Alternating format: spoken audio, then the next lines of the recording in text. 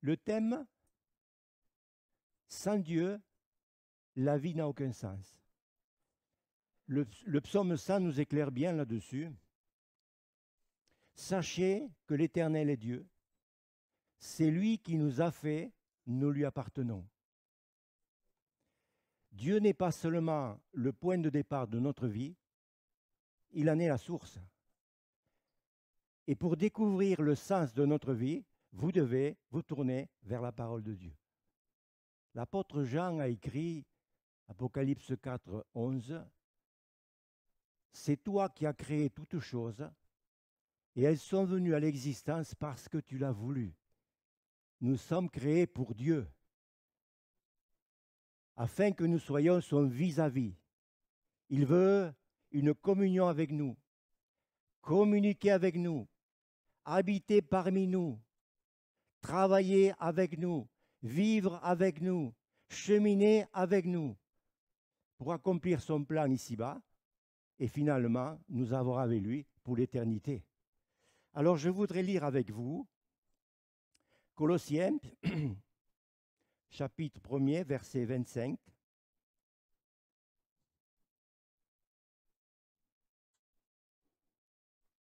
C'est de cette Église que je suis devenu le serviteur, selon la responsabilité que Dieu m'a confiée à votre égard.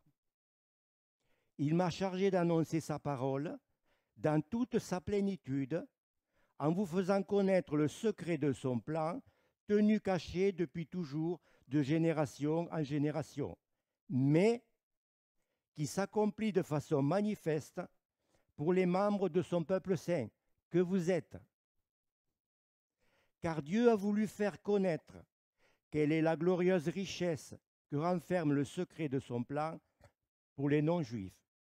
Et voici le secret, Christ en vous, garantie de votre espérance, la gloire à venir. Verset 28, c'est lui, Christ, que nous vous annonçons en avertissant et en enseignant tout être humain en toute sagesse, afin de faire paraître devant Dieu tout homme parvenu à l'état d'adulte dans son union avec Christ. Et l'apôtre dit, voilà pourquoi je travaille et je combats par la force de Christ qui agit puissamment en moi. Amen. Chacun sait que tout ne tourne pas autour de nous, sauf les petits oiseaux. Notre vie a un sens qui dépasse de loin notre paix intérieure. Elle a un sens aussi qui dépasse notre famille, notre travail ou même notre bonheur. Elle a un sens qui dépasse aussi notre famille, notre travail et même notre bonheur. Si vous voulez savoir pourquoi vous avez été placé sur terre, vous devez commencer avec Dieu. Les hommes ne trouvent pas de réponse depuis des milliers d'années à la question du sens de la vie. Pourquoi? Parce qu'ils partent généralement d'un mauvais point de départ dans leur réflexion eux-mêmes. Ils se demandent « qu'est-ce que je veux devenir? Que vais-je faire de ma vie? Quelles sont mes ambitions? Mes projets d'avenir? Et moi, et moi, et moi ?» Tout tourne autour du nombril. Ce n'est pas nous centrant sur nous-mêmes que nous découvrirons le vrai sens de notre vie. La Bible affirme, Job 12, 10, « Il tient en son pouvoir la vie de tous les êtres, le souffle qui anime le corps de tout humain. » C'est clair, net et précis. Sans Dieu, la vie n'a aucun sens. Contrairement à ce que prétendent toutes sortes de livres, de films, de conférences, vous ne découvrirez pas le sens de votre vie en regardant à l'intérieur de vous-même. Peut-être que vous avez déjà commencé par cette méthode, mais comme vous ne vous êtes pas créé vous-même, vous n'avez aucun moyen de préciser la raison pour laquelle vous avez été créé. Par exemple, si je vous montre une nouvelle invention, vous ne pouvez pas savoir à quoi elle sert. Et l'invention ne peut pas le dire non plus.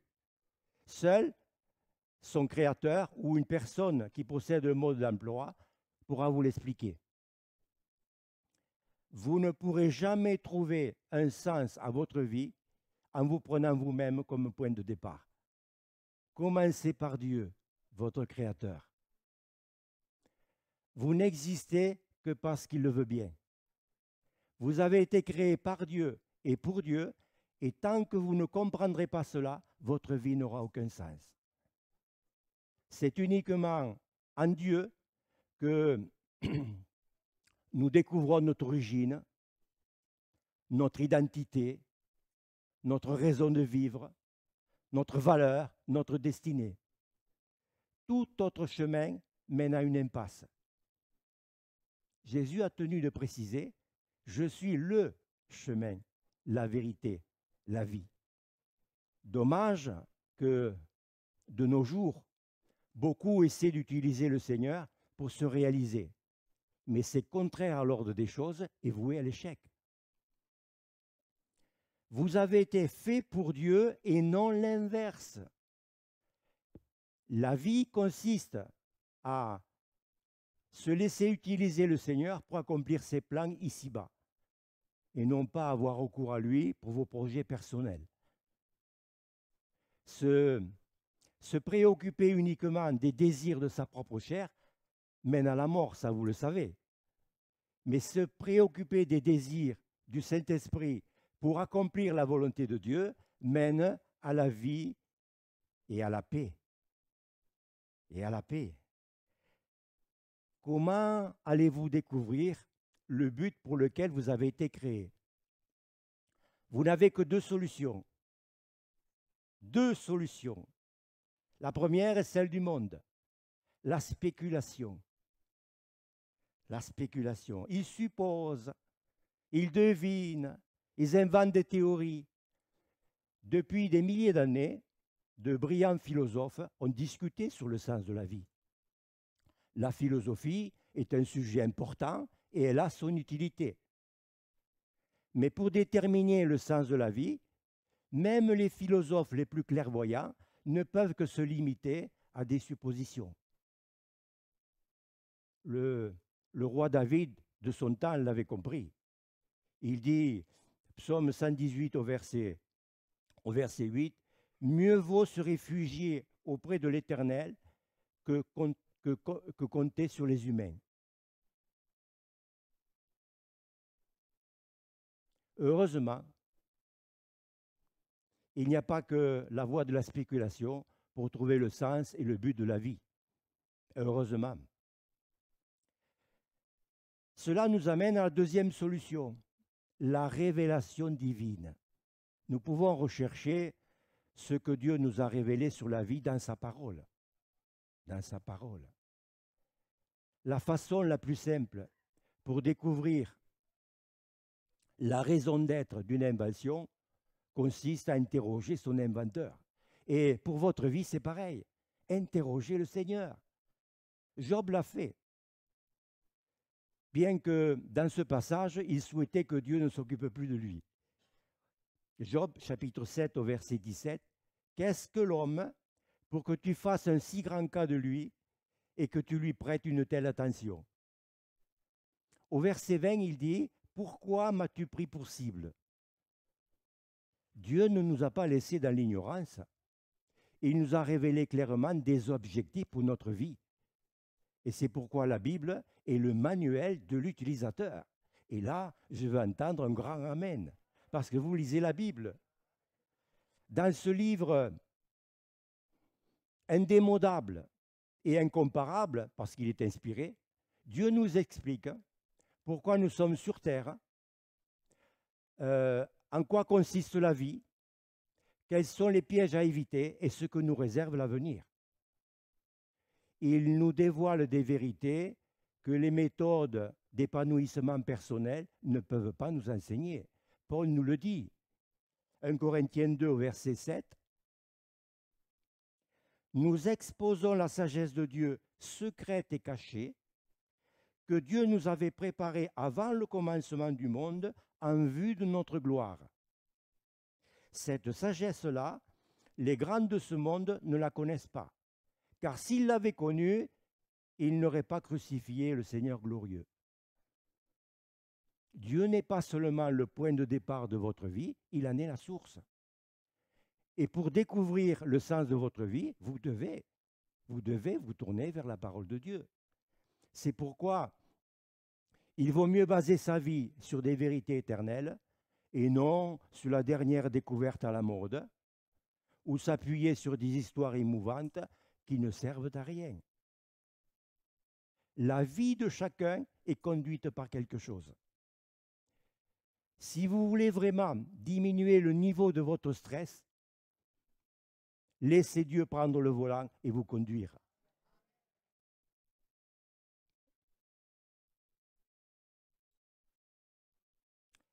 La plupart des dictionnaires définissent le verbe conduire comme signifiant guider, contrôler, diriger. Guider, contrôler, diriger. Que vous conduisiez une voiture, un vélo ou des affaires, cela signifie que vous les guidez, les contrôlez, les dirigez. C'est bien, amen. Il suit, mon frère. Il suit. J'en arrive à cette question. Quelle est la force motrice qui conduit votre vie? En ce moment, vous êtes peut-être obsédé par un problème, une pression, un délai à respecter. Il peut aussi s'agir d'un mauvais souvenir, d'une peur ou même d'une superstition. Chacun sait par expérience que des centaines de circonstances, de valeurs et d'émotions peuvent conduire et conditionner notre vie. Vous le savez, ça. En voici 4 parmi les plus courantes. La première, beaucoup de gens se laissent conduire par la culpabilité. Ils passent leur vie à ruminer leur regret et à cacher leur honte. Les mauvais souvenirs hantent leurs pensées. Ils laissent leur passé déterminer leur futur. Et souvent, ils se punissent eux-mêmes inconsciemment en sabotant leur propre réussite. Alors, je prends l'exemple de Caïn. Quand Caïn a tué son frère Abel, son sentiment de culpabilité l'a coupé de la présence de Dieu. Et l'Éternel lui a dit, tu seras errant et vagabond sur toute la terre. Mais auparavant, Dieu l'avait averti avant son crime. Pourquoi es-tu en colère? Pourquoi ton visage est-il sombre? Si tu agis bien, tu te relèveras. Si tu n'agis pas bien, le péché se tient devant ta porte. Son désir se porte vers toi. Mais toi, domine-le. Mais Caïn n'a pas écouté le conseil de Dieu. Telle est la situation de la majorité des hommes d'aujourd'hui. Ils n'en font qu'à leur tête. Ils errent sans but dans leur vie. Saviez-vous que nous sommes des produits de notre passé, mais nous ne sommes pas obligés d'en être les prisonniers? Le plan de Dieu pour nos vies n'est pas limité par notre passé. Des exemples, nous pourrions en citer. Alors j'en ai choisi 3. Moïse, qui avait été élevé par la fille du Pharaon et instruit dans toute la science égyptienne, à l'âge de 40 ans, eut vraiment à cœur de revenir chez les siens, les Hébreux. Et à un moment donné, il aperçoit un Égyptien en train de maltraiter un Hébreu. Vous pouvez me dire ce qu'il a fait? Il a tué l'Égyptien et puis s'est enfui de l'Égypte. Mais par la suite, Dieu l'a transformé en chef d'une nation. Dieu n'est pas limité, le plan de Dieu n'est pas limité par notre passé. Gédéon, c'était un peureux, il avait peur de tout. Mais Dieu l'a transformé en vaillant héros. Et il s'est servi de lui pour délivrer Israël du peuple madian qui régulièrement ravageait leur récolte. Pierre, qui à 3 reprises a renié son maître. Jésus aurait pu l'éjecter du groupe. Tu n'es pas un bon serviteur, tu viens de me trahir. Au contraire, il s'est servi de lui pour bâtir son église. Et il l'a dit, tu es pierre, et sur cette pierre, je bâtirai mon église. Et pareillement, Dieu peut accomplir de grandes choses pour vous parce qu'il n'est pas limité par votre passé. Le Seigneur sait mieux que personne comment donner un nouveau départ aux hommes. Ah, je l'adore, ce Seigneur. Comment donner un nouveau départ aux hommes. Psaume 32. Heureux l'homme dont la faute est effacée et le péché pardonné. Au verset 10, ils sont nombreux les tourments qui attendent les méchants. Les méchants sont ceux qui ne veulent pas croire. Ils sont nombreux les tourments qui attendent les méchants, mais les hommes qui ont mis leur confiance en l'Éternel sont comblés par son amour. Et là, je vais entendre un grand Alléluia. Seigneur, tu es la vérité. Deuxième point, beaucoup de gens se laissent conduire par la rancune et la colère. Ils ruminent tout le mal qu'on leur a fait sans jamais tourner la page. Au lieu d'apaiser leur souffrance en pardonnant, et ils y repensent constamment comme s'ils avaient peur d'oublier. D'autres rancuniers se renferment sur eux-mêmes et gardent leur colère en eux, alors que d'autres explosent et s'en prennent à leur entourage. À votre avis, quelle est la meilleure des deux réactions? Aucune. Les deux sont mauvaises et inutiles. La rancune vous fait toujours plus de mal à vous qu'à votre adversaire. Lui a probablement oublié le mal qu'il vous a fait et poursuivi sa route, alors que vous continuez à baigner dans votre souffrance et à faire perdurer le passé. Rassurez-vous, je sais de quoi je parle. J'étais dans cette situation avant de connaître le Seigneur. Gare à celui qui s'aventurait à me faire un coup de Trafalgar. Lui, il était rayé de la liste et marqué à l'encre rouge, pour ne pas oublier. Ceux qui vous ont blessé dans le passé ne peuvent continuer de le faire que si vous vous accrochez à votre rancune. Ce qui est passé est passé. On ne revient pas sur le passé. On ne change pas le passé. Il n'y a aucun avenir pour le passé. Ceci pour dire que votre rancune, amertume, n'a qu'un seul but, de vous détruire. Et pour votre bien, tirez-en la leçon qui s'impose, et puis faites un effort. N'y pensez plus. Tirez un trait. Sortez la grosse gomme. Elle s'appelle le pardon. Dieu invite le rancunier à réfléchir sérieusement avant de tout casser.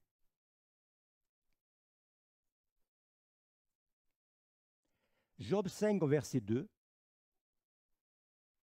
Car c'est l'emportement qui tue un insensé, et c'est la colère qui fait périr le sot. Proverbe 12, verset 1er. Qui ne veut pas se laisser corriger tombera dans la misère et la honte. Celui qui ne veut pas se laisser corriger tombera dans la misère et la honte. Hébreux 12, 10. C'est notre bien qu'il nous corrige afin de nous rendre participants à sa sainteté. Dieu nous corrige pour notre bien, pour nous faire participer à sa sainteté. Que Dieu soit béni. Que Dieu soit béni. Troisième point, beaucoup de gens se laissent conduire par la peur. Leur peur peuvent être la conséquence d'une mauvaise expérience, comme le mari alcoolisé qui frappe sa femme, ou une éducation trop autoritaire pour le jeune homme. Mais dans tous les cas, ils passent à côté d'occasions rêvées parce qu'ils ont peur de s'engager. Leur peur les pousse à jouer la carte de la sécurité et à essayer de garder les choses telles quelles. Pourquoi je vous dis ça? Pour bien mettre en avant que la peur est une prison que vous construisez vous-même et elle vous empêchera à devenir la personne que Dieu attend de vous. La peur, vous devez la combattre avec les armes de la foi et de l'amour. Et de l'amour. Première épître de Jean, chapitre 4, verset 18. Alors je vous le lis en, en paroles vivantes. Dans l'amour, il n'y a pas de place pour la crainte. Ici, c'est la peur. Car l'amour parvenu à une pleine maturité, chasse toute trace de peur. En effet, la crainte suppose l'idée d'une culpabilité et la perspective d'un châtiment. Écoutez bien, celui qui vit dans la peur du jugement montre par là que l'amour n'a pas encore atteint en lui son parfait développement. Croyez que le Saint-Esprit peut vous aider à combattre cette peur qui veut vous maintenir prisonnier. Regardons maintenant les innombrables avantages à mener une vie motivée par l'essentiel. Il y a un chant qui dit « Christ, mon essentiel ».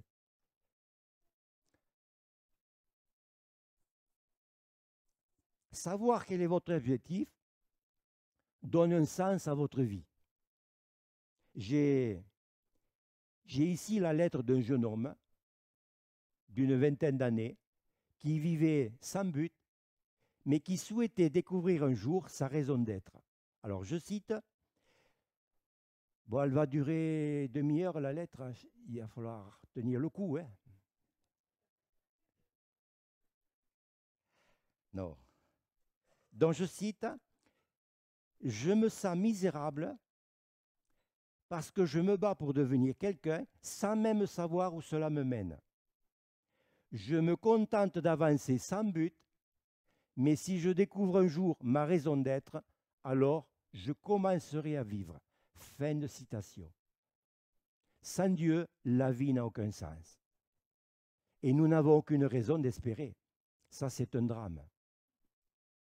Dans l'Ancien Testament, plusieurs hommes de Dieu ont exprimé leur désespoir. Ça montre bien que la vie chrétienne est loin d'être un fleuve tranquille. Ésaïe 49 au verset 4. Il est honnête. Je me suis fatigué pour rien et c'est en pure perte que j'ai usé de mes forces. Job, chapitre 7 au verset 15. Alors lui, il n'y va pas de main morte. C'est Job, hein? J'aimerais mieux être étranglé. La mort voudrait bien mieux que vivre dans ses eaux. Je suis plein de dégoût. Ah, vous l'avez lu, le livre de Job? Oh, il n'y a pas beaucoup de souffrance. Hein? Ça va, quoi. C'est équilibré. Mais en fait, ce qu'il dit là, c'est le contraire. Hein? Le plus grand drame n'est pas de mourir, mais de vivre sans but. L'espoir est aussi essentiel à notre vie que l'air, l'eau et la nourriture. Quand vous avez dit oui à Jésus, Dieu vous a donné une espérance. Colossiens, chapitre 1, verset 5. Cette espérance, vous l'avez connue par la prédication de la vérité, cet évangile qui est parvenu jusqu'à vous. Un chant nous dit, nous l'avons chanté il n'y a pas longtemps, mon espoir est assuré à la croix. Ah, que Dieu soit béni. Mon espoir est assuré à la croix. Quatrième point, et je terminerai bientôt. Pour tenir bon, il nous faut avoir une solide raison d'espérer. Alors, pour illustrer cette vérité, juste une petite histoire. Un spécialiste en chirurgie cardiaque pouvait savoir lequel de ses patients atteints du cancer était en lutte avec son corps en posant la question suivante. Voulez-vous vivre jusqu'à 100 ans? Et ceux qui avaient une solide raison de vivre répondaient par l'affirmative et avaient beaucoup plus de chances de vivre que les autres. Moralité, notre espoir vient d'une solide raison de vivre. Et ça porte un nom, la grâce. Si vous êtes désespéré, reprenez courage. Reprenez courage. Quand vous commencerez à vivre avec un objectif, de merveilleux changements se produiront. Dieu seul connaît notre avenir. Il en est la source. Jérémie 29, 11. Car moi, je connais les projets que j'ai conçus en votre faveur. Ce sont des projets de paix et non de malheur, afin de vous assurer un avenir plein d'espérance. Peut-être qu'en ce moment, vous êtes dans une situation impossible. Vous ne voyez pas le bout du tunnel. Vous ne voyez pas le bout du tunnel, mais Dieu a le dernier mot. Dieu a toujours le dernier mot pour réaliser bien au-delà de tout ce que vous pouvez demander. C'est écrit. Éphésiens 3, 20. À celui qui, par la puissance qui agit en nous, peut réaliser bien au-delà de tout ce que vous pouvez demander ou même penser, à lui la gloire dans l'Église de Jésus-Christ. À lui la gloire dans l'Église de Jésus-Christ que vous êtes. Savoir quel est votre objectif vous simplifie la vie. Cela vous permet de définir ce que vous ferez et ne ferez pas. Votre but devient le critère dont vous vous servez pour faire la différence entre les activités essentielles et secondaires. Il vous suffit de vous demander, cette activité m'aide-t-elle à atteindre l'un des objectifs de Dieu? Parce que sans but précis, vous n'avez aucune base sur laquelle prendre des décisions. Sans but précis, vous n'avez aucune base sur laquelle prendre des décisions. Les personnes qui n'ont pas d'objectif ont tendance à en faire trop. Et c'est ça qui produit des tensions, de la fatigue, des pressions dans le couple. Il est impossible de faire tout ce que Dieu vous demande. Les Écritures nous laissent entendre que nous avons juste assez de temps pour accomplir la volonté de Dieu. Raison pour laquelle Paul nous dit « rachetez le temps, car les jours sont mauvais ». Rien n'est aussi puissant qu'une vie bien orientée avec des objectifs. D'ailleurs, les personnes très occupées sont celles qui savent le mieux gérer ces choses. Les hommes qui ont le plus marqué l'histoire sont ceux qui ont été les plus déterminés. Et c'était le cas de l'apôtre Paul. Cela lui a permis de répandre le christianisme dans tout l'Empire romain. Et il a clairement expliqué, Philippiens 3, 13, « Mais je fais une seule chose. » Il ne s'embarrasse pas, lui. « Je fais une seule chose. » Il ne fait pas 36 choses à la fois. « Je fais une seule chose. Oubliant ce qui est derrière moi et tendant de toute mon énergie vers ce qui est devant moi, je poursuis ma course vers le but pour remporter le prix attaché à l'appel de Dieu. » Au verset 15, nous tous qui sommes spirituellement adultes, c'est cette pensée qui doit nous diriger. Ceux et celles qui veulent grandir en Christ, si vous voulez que votre vie ait un impact, trouvez-lui un centre. Cessez de vous disperser et n'essayez plus de tout faire. Ralentissez avant d'y être forcé. Renoncez même à de bonnes activités et ne faites que ce qui est le plus important. Ne confondez jamais l'activisme et le rendement. De son temps, le psalmiste l'avait compris avant nous. Psaume 131 au verset 1er. « Je ne me suis pas engagé dans des projets trop compliqués pour moi. Au contraire, je suis resté tranquille et calme. Je le relis. Je ne me suis pas engagé dans des projets trop grands et trop compliqués pour moi. Au contraire, je suis resté calme et tranquille. Proverbe 21 au verset 5. Agir avec précipitation, c'est courir vers le dénuement. Au bout du compte, ce qui compte le plus, c'est de développer notre amitié avec Dieu. Un grand amen, un grand amen. Développer notre amitié avec Dieu. Exode 33, 11. L'Éternel parlait face à face avec Moïse comme un homme parle à son ami. Jean 15, au verset 15, Jésus parle à ses disciples.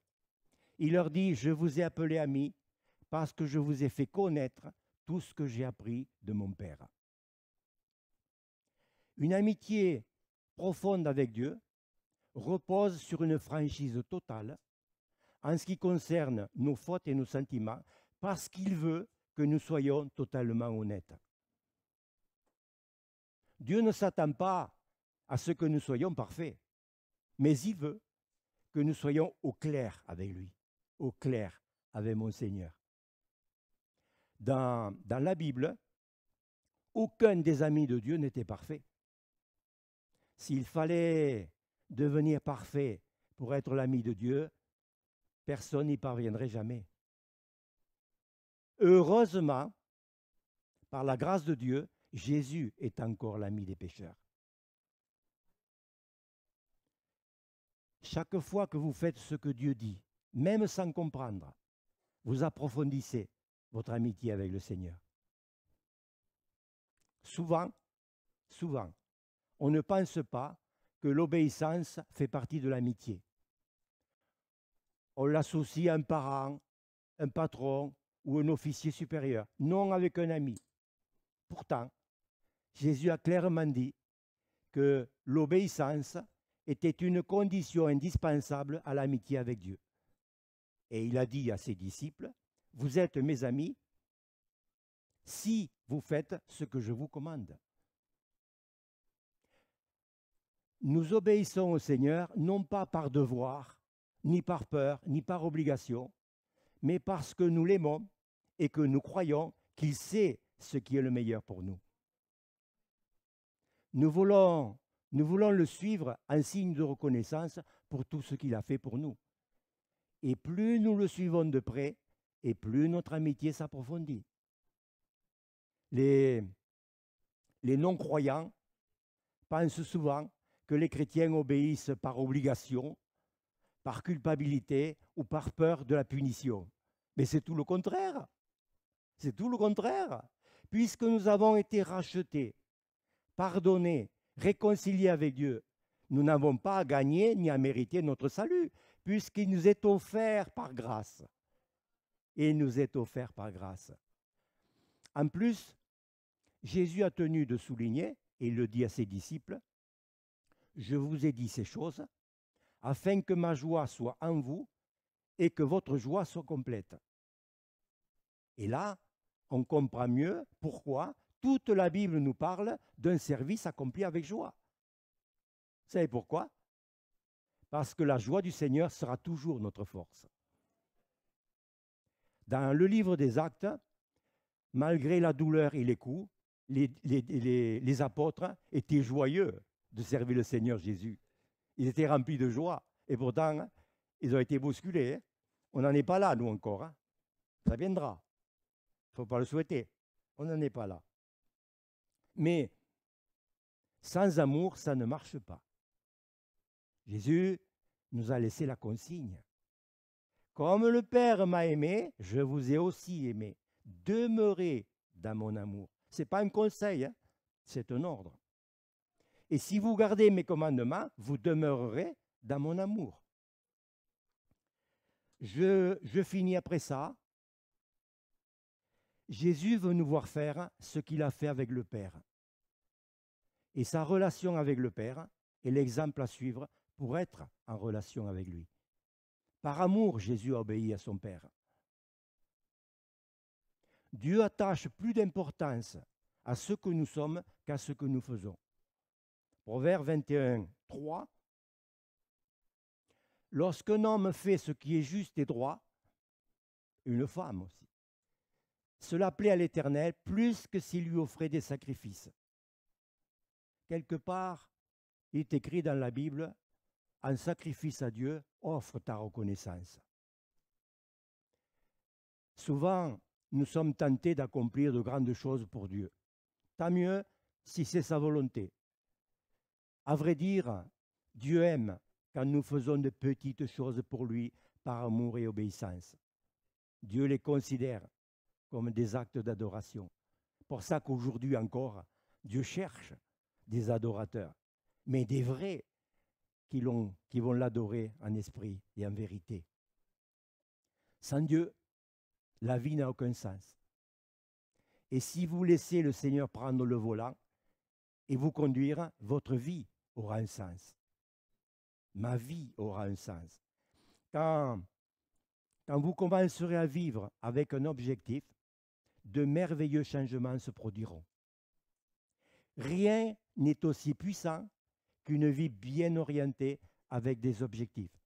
Cela vous permet d'avoir une base sur laquelle vous prendrez des décisions pour plaire à Dieu, pour être agréable à Dieu. Nous savons tous que le service dans l'Église, par le Saint-Esprit, l'objectif c'est de lui plaire. Nous sommes là pour ça. Nous sommes chrétiens pour plaire à Dieu, pour l'écouter. Et c'est tout ce qu'il veut, c'est tout ce qu'il demande. Voilà. Sans Dieu, la vie n'a aucun sens. Mais avec lui, c'est différent. Ces choses-là, nous pouvons les comprendre qu'une fois que nous sommes devenus chrétiens et marchons à la suite de Jésus. Après, c'est plus compliqué. Voilà, je laisse tout cela sur votre cœur. Vous pouvez le revoir. Mais que Dieu vous bénisse votre vie parce que dans ces temps difficiles, nous sommes dans les temps des derniers jours. Jésus peut venir à tout moment. Et si tu es prêt, il te prendra. Mais si tu n'es pas prêt, eh bien tu seras là pour témoigner. Ils sont partis parce que c'était écrit dans la Bible. Mais moi, je n'ai pas obéi. Je n'ai pas été obéissant. Donc je suis resté. Les chrétiens qui resteront seront des témoins. Et ils diront ce qui s'est passé, ce que Dieu avait prévu, les avertissements qu'il nous a donnés. Je le dis souvent, nous sommes des gens enseignés. Nous sommes des gens instruits. Enseignés et enseignables. Je plains le chrétien qui n'est plus enseignable. Que Dieu me donne l'amour de la vérité pour continuer à être enseigné par lui, par son esprit. Voulons te remercier, notre Père, parce que ta parole est la vérité et tu l'as voulu. Tu as voulu l'Église également, Seigneur, et que chacun ait vraiment à cœur de t'être agréable par ce que tu demandes à faire. Seigneur, ce que tu demandes, ce sont des choses simples, et c'est toi qui nous donnes la capacité de les faire. Aussi, nous t'apportons notre reconnaissance parce que ta parole, elle nous enseigne, elle nous instruit par ton esprit. Seigneur, ce n'est pas n'importe quelle parole, c'est une parole inspirée que tu as voulu et que tu as mis toi-même dans notre cœur, Seigneur. Nous voulons te dire merci pour ce que tu as dit ce matin, Seigneur, et que ton nom soit béni dans la vie de chaque chrétien, Seigneur, et que tu sois servi avec joie, avec amour et fidélité. Notre Père, nous voulons encore te dire merci. Amen.